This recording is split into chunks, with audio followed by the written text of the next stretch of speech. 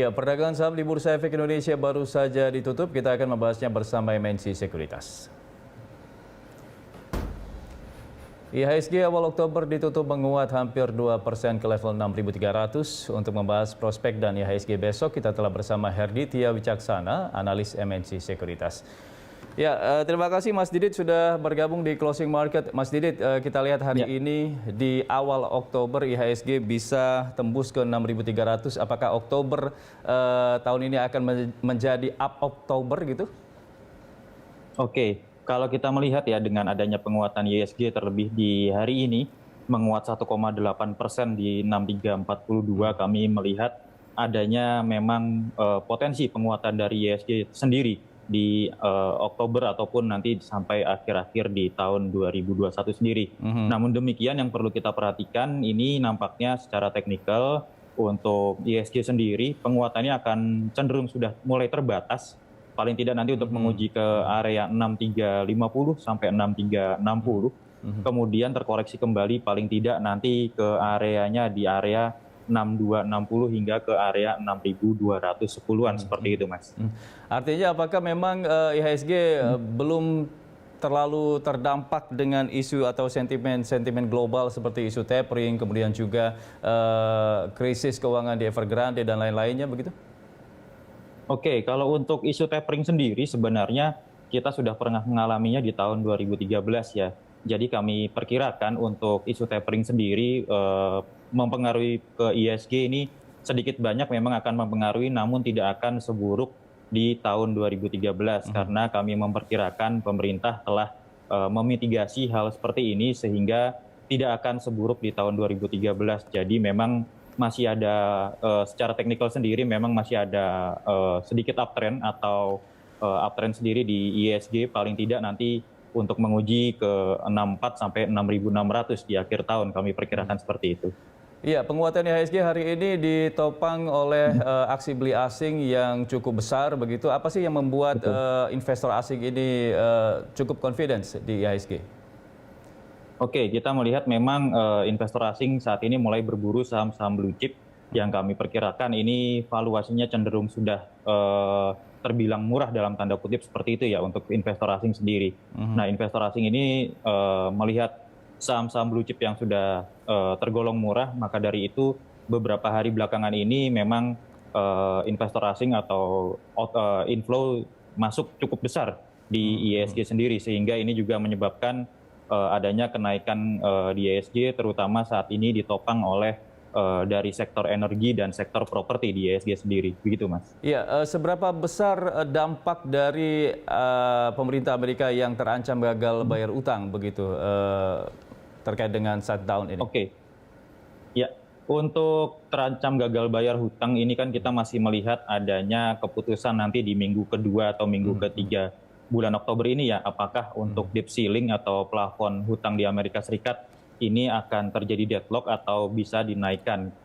Maka dari itu sebenarnya investor juga masih mencermati hal ini. Kalau misalnya terjadi gagal bayar memang akan mempengaruhi perekonomian secara global khususnya di Indonesia, sehingga kalau misalnya di Indonesia terpengaruhi tentu saja untuk IHSG sendiri masih agak rawan atau berpeluang untuk terkoreksi terlebih dahulu begitu kalau misalnya terjadi nanti deadlock atau gagal bayar hutang plafon debt ceiling-nya seperti itu. Oke, ketika Tiongkok mengalami krisis energi, kemudian saham atau emiten batu bara ini cukup prospektif lah bisa dikatakan seperti itu. Nah, Anda melihatnya peluang dari saham-saham batu bara seperti apa, Mas? Nah, ini sebenarnya cukup menarik kalau kita perhatikan dengan adanya krisis energi baik di China ataupun di Eropa ya untuk emiten-emiten dari batu bara sendiri. Sehingga ini juga nanti akan meningkatkan harga global batu bara, harga perdagangan global batu bara di dunia seperti itu. Dan ini juga akan mempengaruhi pergerakan dari emiten-emiten batu bara di IHSG sendiri. Kami melihat memang kecenderungannya untuk pergerakan emiten-emiten batu bara ini masih cenderung uptrend.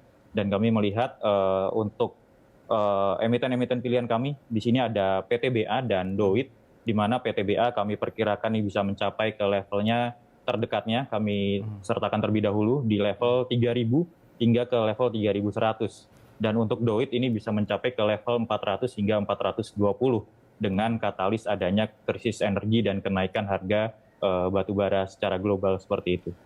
Oke, kemudian di sektor perbankan ini saham BBRI naik 2,31% dan market cap-nya ini tembus ke 600 triliun. Anda melihat prospeknya seperti apa untuk saham perbankan khususnya BBRI?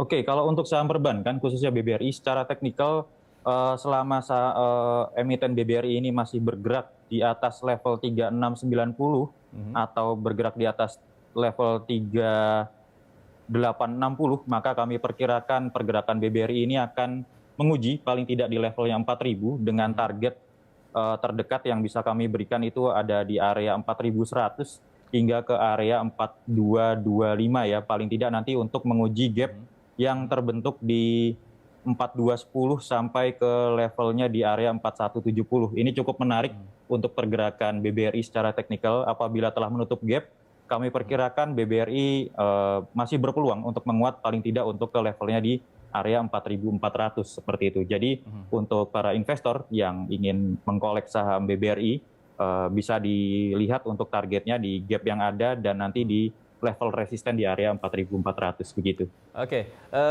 Mas Didit, ini terkait dengan pemulihan daya beli yang perlahan sudah mulai membaik. Ini Anda melihat untuk saham-saham di sektor konsumsi sendiri seperti apa?